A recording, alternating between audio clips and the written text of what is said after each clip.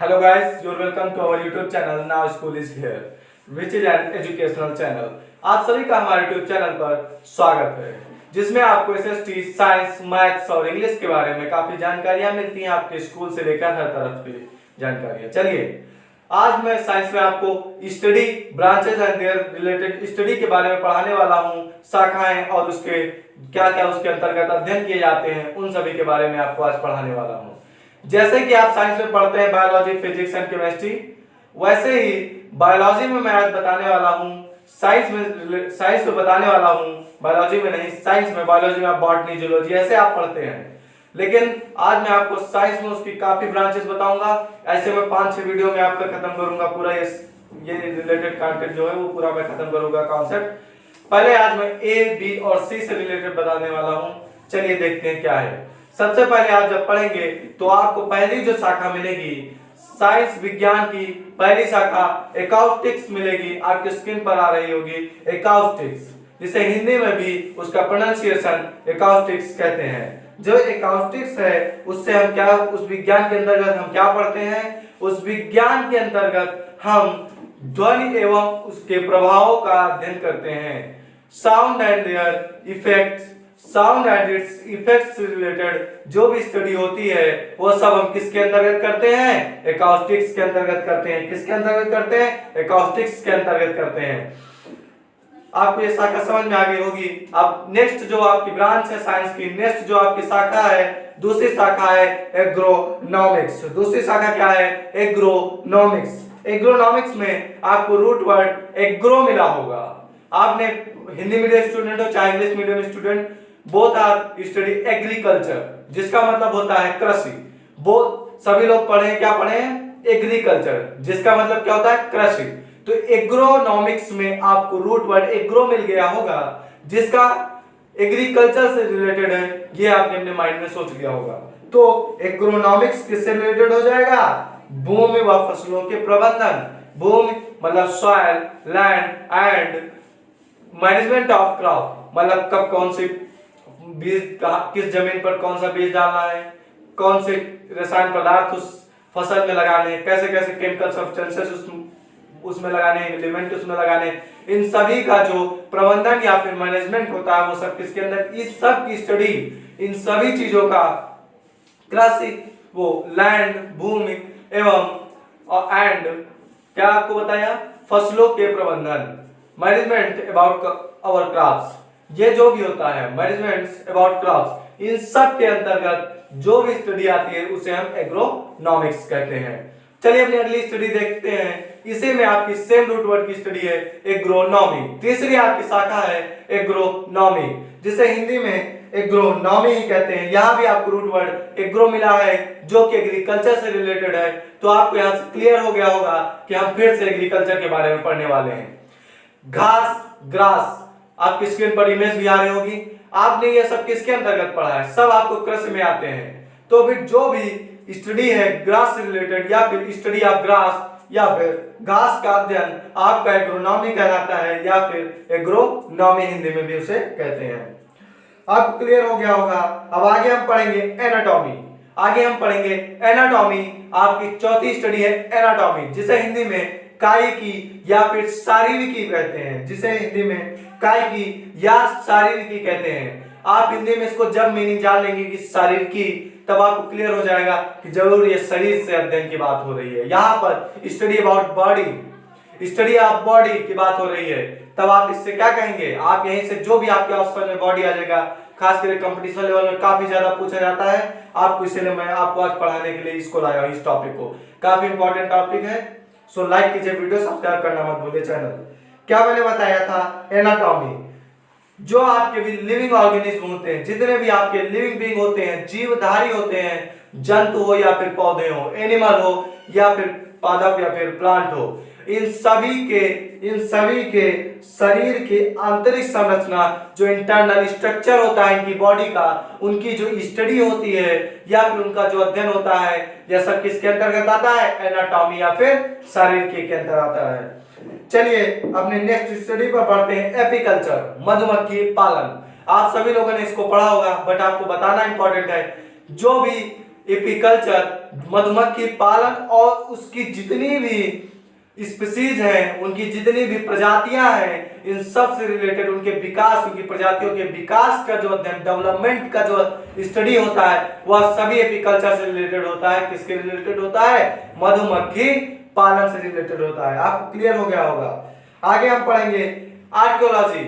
आपने हिस्ट्री में पढ़ा होगा, इतिहास में, पुरातत्व विज्ञान के माध्यम से इसकी इतने बीसी से इतने एडी तक इसका मान रखा गया है। एडीबीसी की वीडियो आपको लिंक डिस्क्रिप्शन मिल जाएगा, आपको एडीबीसी अच्छे से उसमें समझाया गया है। आपने ये सब पढ़ा होगा। चंद्रगुप्त मौर्य का जन्म इतने बीसी माना जाता है। ये सभी पुरातत्व विज्ञान के द्वारा दर्शाया गया है।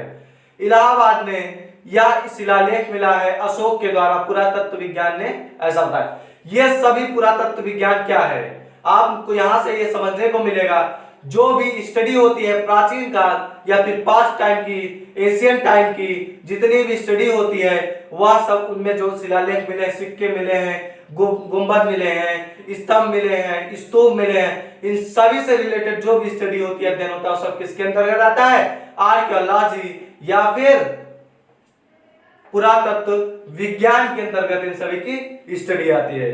चलिए अब अपना अगला आते हैं एस्ट्रोलॉजी, एस्ट्रोलॉजी भविष्य विज्ञान, या फिर इसको आप कहते हैं कि भविष्य के बारे में जो भी जानते हैं वो सभी आर्कियोलॉजी के अंतर्गत पढ़ेंगे। तो वो इतना आपको सभी लोगों को पता है, आर्कियोलॉजिस्ट सभी होते हैं, सभी को पता है। आगे हम सभी आर्कियोलॉजिस्ट सभी नहीं, जो भी आर्कियोलॉजिस्ट होते हैं, आप लोग देखते होंगे उनको कि भविष्य बताते हैं, तो आप समझ गए होंगे जो भी फ्यूचर के बारे में हमें जानकारी प्रोवाइड करें वो सब क्या हो जाएंगे, जो फ्यूचर के बारे में हमारी जानकारी बढ़ाएं वो सब क्या हो जाएंगे? आर्कियोलॉजिस्ट हो जाएंगे। आगे एस्ट्रोनॉमी। आपने ज्योग्राफी में पढ़ा होगा कि सूर्य, पृथ्वी, मून, इन सभी, चंद्रमा के बारे में, ये सब जितना भी अंतरिक्ष के बारे में स्टडी होती है वो सब किसके अंतर्गत आती है? एस्ट्रोनॉमी के अंतर्गत आती है। इन सभी study of space is known as astronomy. आपको यहाँ पर क्लियर हो गया होगा। आगे हम एक और पढ़ेंगे, आगे हम पढ़ेंगे बैक्टीरियोलॉजी। ए से आपकी इतनी स्टडी है, थोड़ी बहुत और स्टडी है, लेकिन आपकी इतनी जो इंपॉर्टेंट स्टडी है वो मैंने आपको बता दिया। बी से देखेंगे, पहली स्टडी बी से बैक्टीरियोलॉजी। आपने क्लास 8 में शायद से मैंने वीडियो में पहले छोटे बच्चों को बताया है, सभी को बच्चों को, कि जो भी स्टडी बैक्टीरिया से रिलेटेड होती है वो सभी बैक्टीरियोलॉजी कहलाती है। लेकिन आपको इतना ही नहीं, ये भी जानना जरूरी है, the study of bacteria and it's causing diseases causing bacteria.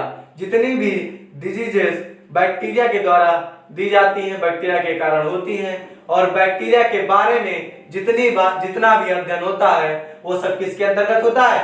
Bacteriology या फिर जीवाणु विज्ञान। आगे हम पढ़ेंगे बायोकेमिस्ट्री। देखिए बायोकेमिस्ट्री में आपको दो चीजें मिलेंगी, पहली बायो, दूसरी केमिस्ट्री मिलेगी। पहली बायो, दूसरी केमिस्ट्री मिलेगी। मैं टेक्निकल टीम से कहूंगा इमेज लगाएं अच्छे से, तो क्या हो जाएगा?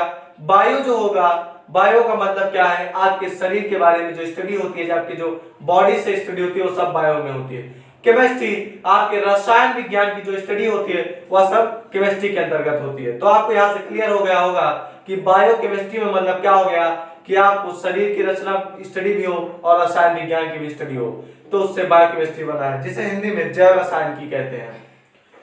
तो इस विज्ञान में जीवों के शरीर में, या इसमें भी वही चीज है, लिविंग ऑर्गेनिज्म, जैसा आपको पहले बताया एनाटॉमी शरीर की का, वैसे यहाँ पर जो लिविंग ऑर्गेनिज्म होते हैं, चाहे वो जंतु हो या पौधे हो, चाहे एनिमल हो या फिर प्लांट हो, उनके जो शरीर में, जो उनके बॉडी में रासायनिक, केमिकल रिएक्शन, रासायनिक अभिक्रियाएं जो होती हैं, उन सभी का जो स्टडी होता है सब किसके अंतर्गत होता है? बायो केमिस्ट्री के अंदर या फिर जैव रसायन की के अंतर्गत होता है। आपको क्लियर हो गया होगा।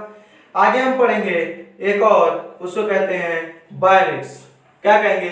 बायोनिक्स या फिर जैव तांत्रिकी पढ़ेंगे, बायोनिक्स या फिर जैव तांत्रिकी। बायोलॉजी में आपने most important topic 9th 10th में पढ़ा होगा, नर्वस सिस्टम, नर्व सेल, ये आपने अच्छे से पढ़ा होगा। तो उसी में आपने यह भी जाना होगा, the study of nervous system is known as the study of human nervous system is known as bionics, जैव तांत्रिकी। यहाँ पर वही बात है, जो स्टडी होती है एनिमल्स में नर्वस सिस्टम की, उन्हें हम बायोनिक्स या फिर जैव तांत्रिक कहते हैं। उसे हम क्या कहते हैं, उसे हम बायोटिक्स कहते हैं या फिर जैव तांत्रिक कहते हैं। चलिए अब आगे बढ़ते हैं। अगला अपना पढ़ते हैं बायोनॉमी। क्या पढ़ेंगे, बायोनॉमी। ज्यादा इंपॉर्टेंट नहीं है बट जानना जरूरी है। जो हमारी लाइफ के लॉज होते हैं, हमारे जीवन जीने के जो कानून होते हैं, जिन कायदों में हम अपने जीवन को जीते हैं, जीवन निर्वाह करते हैं, जो हमारे लॉज होते हैं हमारी लाइफ के, हमारी लिविंग के, वो सब, उन सभी लॉज का जो अध्ययन होता है, the laws of life is known as, उसे क्या कहते हैं, उसे बायोनॉमी कहते हैं। आगे हम एक और स्टडी पढ़ेंगे, बायोलॉजी। सभी जानते हैं वनस्पति जंतु विज्ञान, जूलॉजी, बॉटनी इसके अंतर्गत है। बायोलॉजी जीव विज्ञान हो जाएगा। चलिए इसको आप सभी जानते हैं। आगे बढ़ते हैं, वो जानेंगे जो बहुत कम लोग जानते हैं। जानते हैं काफी लोग बट अभी जानना बेहद जरूरी है, बहुत जो लोग नहीं जानते उनके लिए। शेयर कीजिए वीडियो को सभी के पास। आगे हम पढ़ेंगे जैव ऊर्जकी या फिर बायो एनर्जीज। एक और शाखा पढ़ेंगे, ब्रांच पढ़ेंगे, बायो एनर्जीज या फिर जैव ऊर्जकी। इसमें क्या है, इस विज्ञान में जीवों में ऊर्जा के प्रवाह तथा रूपांतरण का अध्ययन, जो हमारे बॉडी में या फिर जो भी ऑर्गेनिज्म के बॉडी में जो भी एनर्जी का फ्लो होता है, वो ऑर्गेनिज्म की बॉडी में जो एनर्जी का फ्लो होता है, वो सब के सब का अध्ययन बायो एनर्जीज, जैव ऊर्जकी के अंतर्गत किया जाता है। आप क्लियर हो गया होगा। आगे पढ़ेंगे मृत्तिका शिल्प या फिर किरामिक्स। सी से अब आ जाएंगे, सी से जितने भी आपकी ब्रांचेस शुरू हैं। सी से क्या है, पहली ब्रांच क्या है, किरामिक्स या फिर जिसे हम कहते हैं मृत्तिका शिल्प। आपको अभी मैंने बताया आर्कियोलॉजी, जो जिससे इसका थोड़ा थोड़ा कोरिलेशन है। देखिए इसमें क्या है, पहले कांच, चीनी मिट्टी, इन सभी को वो आर्कियोलॉजी से जिसका कनेक्शन उसको बाद में पढ़ेंगे। अभी इससे मैं बता रहा हूं कि जो जो आपको मिट्टी, चीनी मिट्टी या फिर मिट्टी के जो कांच के जितने भी बर्तन या फिर पॉट्स बनते हैं, उन सभी पैंस बनते हैं, पैंस पॉट, ये जितने भी खिलौने या फिर बर्तन बनते हैं, उन सभी का जो स्टडी होता है, उनको बनाने की विधि, उनको पैटर्न किस हिसाब से उसको बनाएंगे, इन सभी की स्टडी को हम क्या कहेंगे, किरामिक्स कहेंगे, मृत्तिका शिल्प कहेंगे। ठीक है, आगे हम पढ़ेंगे केमिस्ट्री, रसायन विज्ञान। इसमें रसायन के जितना भी अध्ययन होता है, पर अभिक्रियाओं का संपूर्ण अध्ययन जो होता है, रिएक्शन का जो कंप्लीटली अध्ययन होता है, वो सब केमिस्ट्री के अंतर्गत आता है। आगे अपनी देखेंगे कीमोथेरेपी। आपने काफी लोगों ने सुना होगा कि उन्होंने कीमोथेरेपी हुई है, उनकी कीमोथेरेपी हुई है, उनकी कीमोथेरेपी हुई, ये सब आप लोगों ने सुना होगा। बट कीमोथेरेपी जो ब्रांच है उसके अंतर्गत हम किस चीज का अध्ययन करते हैं, देखिए कुछ विशेष रसायन होते हैं जिसमें आपको आएगा एंटीबायोटिक औषधियां आएंगी, एंटीबायोटिक्स आएंगी, मेडिसिन, और आपको पढ़ने को मिलेगा सिलेस्टिन्स, सल्फा ड्रग्स, ऐसे ही एक्सेट्रा। ऐसे आपको काफी ऐसे रसायन पदार्थ मिलेंगे जिसके द्वारा, जिनके प्रयोगों से रोगों का उपचार, जिसके प्रयोगों से डिजीजेस का उपचार किया जाता है, उन डिजीजेस का निवारण किया जाता है। ये सभी एंटीबायोटिक्स बनाई जाती है इनके द्वारा, रसायन पदार्थों के द्वारा। इन्हीं सभी एंटीबायोटिक्स बनाने या रोगों का उपचार करने में जो विधियां लगाते हैं, उन सभी का जो अध्ययन होता है, वो सब किसके अंतर्गत होता है, कीमोथेरेपी के अंतर्गत होता है। ये सब किसके अंतर्गत होता है, कीमोथेरेपी के अंतर्गत होता है। चलिए अब आगे पढ़ेंगे एक चीज और, आप पढ़ेंगे क्रोनोलॉजी। अब ये आएगा आपको आर्कियोलॉजी से रिलेटेड, जैसा मैंने आपको पिछली बार बताया था। क्रोनोलॉजी आपने इंग्लिश से एक शब्द पढ़ा होगा क्रॉनिकल, जिसका मतलब होता है कंटिन्यूअसली, लगातार। क्रोनोलॉजी उसी से बना है कि मतलब काल क्रमानुसार। क्रोनोलॉजी का के अंतर्गत हम उन चीजों का अध्ययन करते हैं, जैसे काल क्रमानुसार हम एशियन टाइम पढ़ते हैं, बुद्ध का जन्म, महावीर का जन्म, जीसस का जन्म, गौतम बुद्ध का जन्म, मैंने बताया बुद्ध का जन्म, अशोक का जन्म, चंद्रगुप्त मौर्य का जन्म। ऐसे में हम लोग काल क्रमानुसार पढ़ते हैं। अभी मैंने क्रमानुसार नहीं बताया, बट मैं आपको बता रहा हूं, क्रम के अनुसार जब हम पढ़ते हैं गुप्त, अशोक, ऐसे जब हम क्रम अनुसार किसी चीज का अध्ययन करते हैं, तो वो सब हमारी क्रोनोलॉजी के अंतर्गत आता है। एक विधिवत तरीके से ऐतिहासिक तिथियों एवं उसके क्रमों का अध्ययन जो होता है, वो सब किसके अंतर्गत आता है, क्रोनोलॉजी या फिर तैतिकी या फिर क्रोनोलॉजी के अंतर्गत आता है। आगे हम पढ़ेंगे, एक और आपको मिलेगा साइटोलॉजी या फिर कोशिका विज्ञान। एक और मिलेगा साइटोलॉजी या फिर कोशिका विज्ञान, जिसके अंतर्गत हम किसकी स्टडी करते हैं, जंतु कोशिका की उत्पत्ति, उनकी संरचना एवं उनके कार्यों की। कैसे हमारे अंदर कोशिका की उत्पत्ति हुई, उसकी कैसे संरचना है, उसके कैसे वर्क हैं, इन सभी का जो अध्ययन होता है वो सब किसके अंतर्गत होता है? साइटोलॉजी या फिर कोशिका विज्ञान के अंतर्गत होता है। आज के लिए बस इतना ही रखते हैं, क्योंकि ज्यादा पढ़ने में दिक्कत हो जाएगी। तो स्टूडेंट्स, अगर आपको वीडियो हमारी अगर अच्छी लगी तो इसे लाइक कीजिए, चैनल को सब्सक्राइब कीजिए और शेयर कीजिए, और सभी दोस्तों को बताइए और कमेंट करके बताइए आपको सेशन कैसा लगा है, और अच्छे से पढ़ाई कीजिए।